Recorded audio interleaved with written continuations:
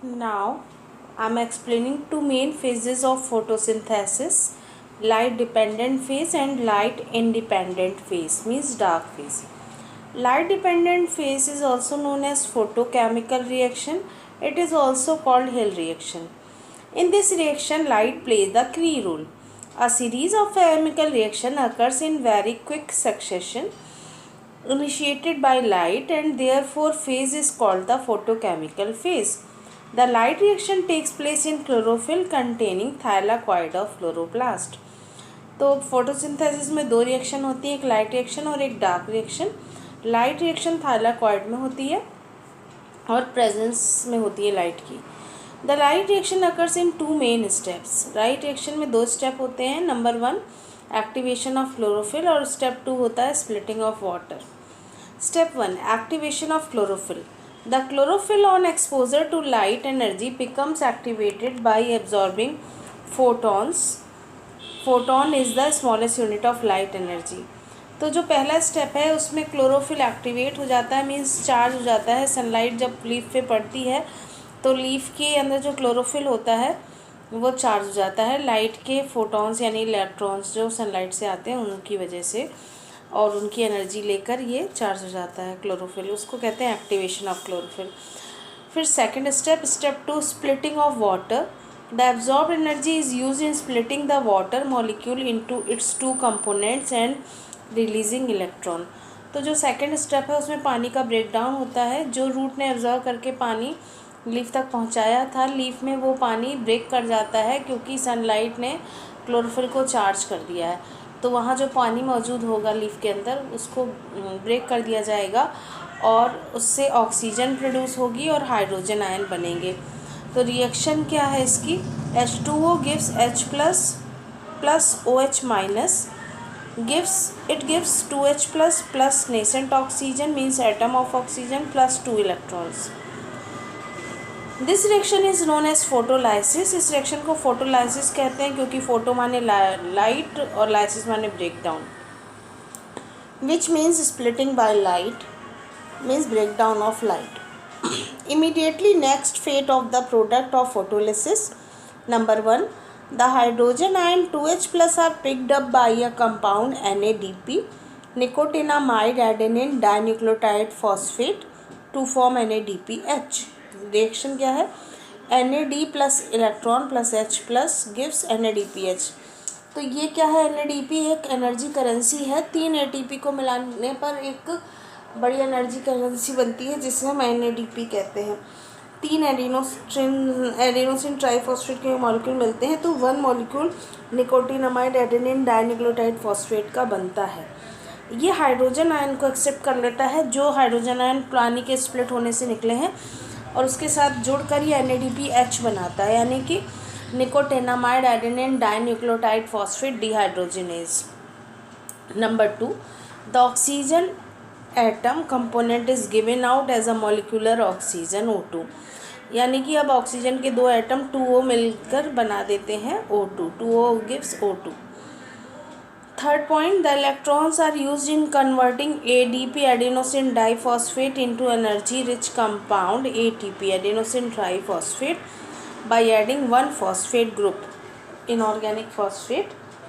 ADP plus one inorganic phosphate gives ATP.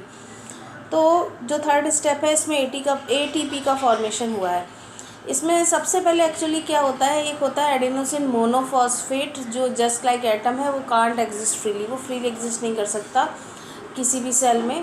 तो उसमें एक ही फॉस्फेट होता है AMP में, एडेनोसिन मोनोफॉस्फेट में. जब उसमें एक इनऑर्गेनिक फॉस्फेट जुड़ता है तो बनता है ADP एडेनोसिन डाईफॉस्फेट, यानी कि 2 फॉस्फेट वाला ADP.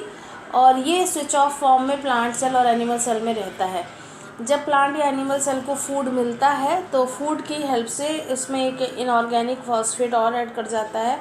तो ADP प्लस IP मिलकर बनाते हैं ATP एडेनोसिन ट्राईफॉस्फेट, यानी कि एडेनोसिन डाईफॉस्फेट में एक इनऑर्गेनिक फॉस्फेट और ऐड हो जाता है तो बन जाता है एडेनोसिन ट्राईफॉस्फेट. ये energy currency of the cell बनती है. अब हम बात करेंगे डार्क रिएक्शन की. Dark reaction means light independent phase. The old term dark phase did not mean that it occurs when it is dark, that is at night. It only meant that the reaction are not depend on light. That is why it is now better to call it light independent phase. तो dark reaction अंधेरे में नहीं होती है, light के होने या ना होने पर इस पर कोई फ़र्क नहीं पड़ता, इसलिए इसे लाइट इंडिपेंडेंट फेज कहते हैं. The reaction in this phase do not require light energy and occur simultaneously with light reaction. Time gap between the two being less than even 1,000th of a second. In this phase, the hydrogen of NADPH is used to combine it with carbon dioxide by utilizing ATP energy to ultimately produce glucose C6H12O6.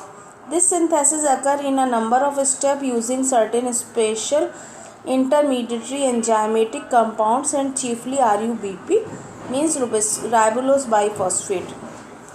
तो dark reaction में होता क्या है कि NADPH जो है वो carbon dioxide के साथ कंबाइन करती है और इसमें एनर्जी लगती है ATP की, और ये फाइनली बना देती है ग्लूकोज को. और इसमें एक एंजाइम की भी ज़रूरत होती है जिसका नाम है राइबुलोज बाइफॉस्फेट. ये प्लांट में मिलने वाला मोस्ट अबंडेंट एंजाइम है और ये सनलाइट की लाइट एनर्जी को केमिकल एनर्जी में कन्वर्ट करवा पाता है.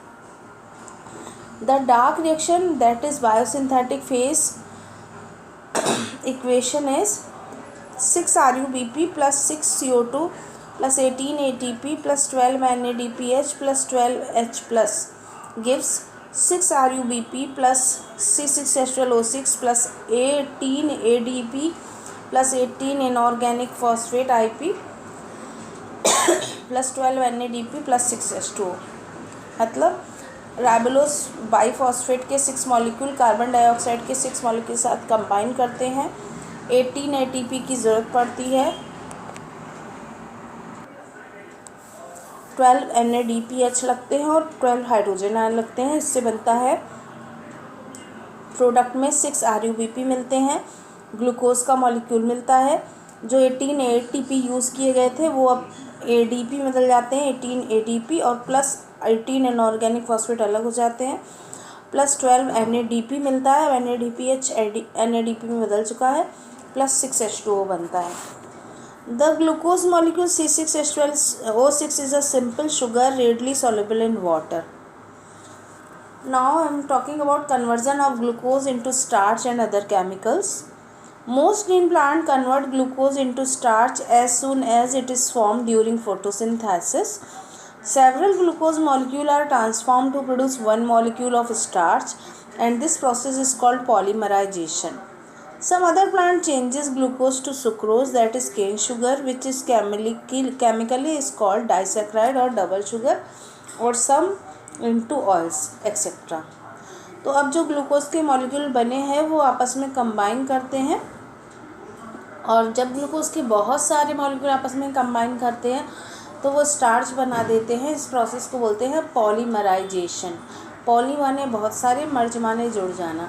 तो n नंबर ऑफ ग्लूकोज यानी कि n C6H12O6 कंबाइन करते हैं. एंड यहाँ पे 10,000 1 लाख इससे भी ज़्यादा हो सकता है, और वो बनाते क्या हैं स्टार्च C6H10O5 का होल n.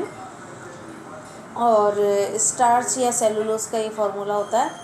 कभी कभी ग्लूकोज के 2 मॉलिक्यूल मिल जाते हैं तो एक डाइसैकराइड का फॉर्मेशन करते हैं, सुक्रोज यानी शुगर का, C12H22O11. एक्चुअली में ये सब क्या है, कार्बोहाइड्रेट है. कार्बन, हाइड्रोजन एंड ऑक्सीजन के कंपाउंड्स को कार्बोहाइड्रेट कहते हैं. 3 तरीके का होता है, monosaccharide, disaccharide and polysaccharide. Carbohydrate में जो सिंपलेस्ट फॉर्म है मोनोसैकराइड, उसका एग्जांपल है ग्लूकोज C6H12O6.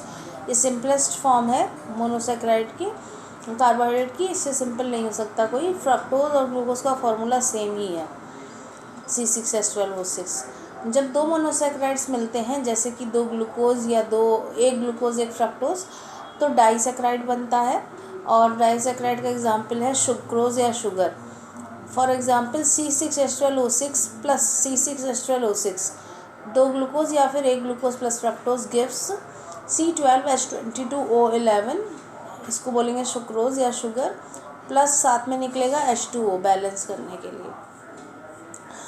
और तीसरे होते हैं पॉलीसेक्राइड। जब बहुत सारे कार्बोहाइड्रेट में मोनोसेक्राइड के मॉलिक्यूल मिलते हैं तब पॉलीसेक्राइड बनता है।